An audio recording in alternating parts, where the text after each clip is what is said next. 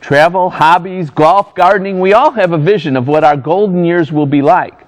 But physical issues and personal losses can tarnish this time, and they result in varying degrees of depression. Psychologist Dr. Thomas McCarthy has seen this firsthand and has developed a unique way to respond. Dr. McCarthy is the founder and president of Psychology Consultants in Medina. Thanks for joining us today. Good to be here. So, it's easy to understand why an older adult would have feelings of grief and sadness. Isn't that normal? It is, unless it's lasting for a long time. We all have mood swings. Sometimes are up, sometimes are down. But if we are down for a long period of time, it becomes a serious problem. As we age, we start to recognize our own mortality. We find that our friends are dying off. So you can be down for some period of time. How do you know the difference between normal and not normal depression? Well, there are probably 8 or 9 criteria that we look at for major depression. And then there's other kinds of depression as well. There's depression that's related to a specific situation. There's depression that's related to your metabolic balance. There's a depression called dysthymia. So there's various kinds of depression. So what are a couple of the most common signs? Well, if a person is having a lot of thoughts of their death or suicide, or they don't have any energy or interest in doing any of their normal activities, they're having trouble concentrating, they're gaining or losing weight without trying, or they're sleeping too much or not enough, they're constantly feeling depressed or down. Those are some of the things. How big a problem is depression, true depression, for seniors, for aging population? It's very serious.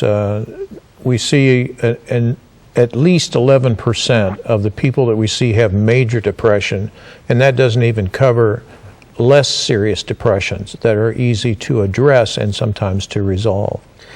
Is it different to treat seniors who are depressed than younger people who are depressed? It is very much different in respect to what we call the therapeutic alliance, because people of that generation did not talk to psychologists.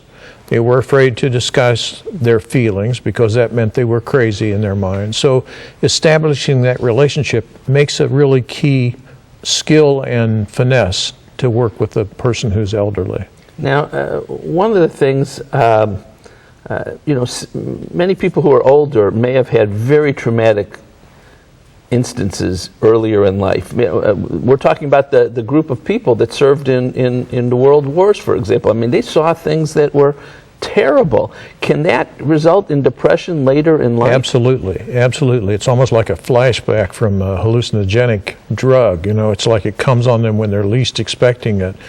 It's become more known because we talk about PTSD, post-traumatic stress disorder.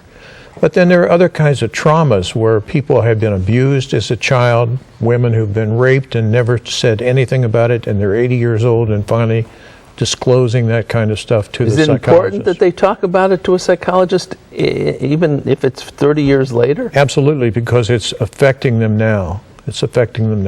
All right. And you and your staff work a lot in nursing homes. We do. Do the nursing homes call you, or do the people call you?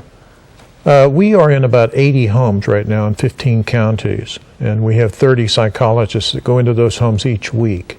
And we're under contract to that home so that the physician or the family or the staff will ask us to see someone that they recognize is having some kind of emotional problem.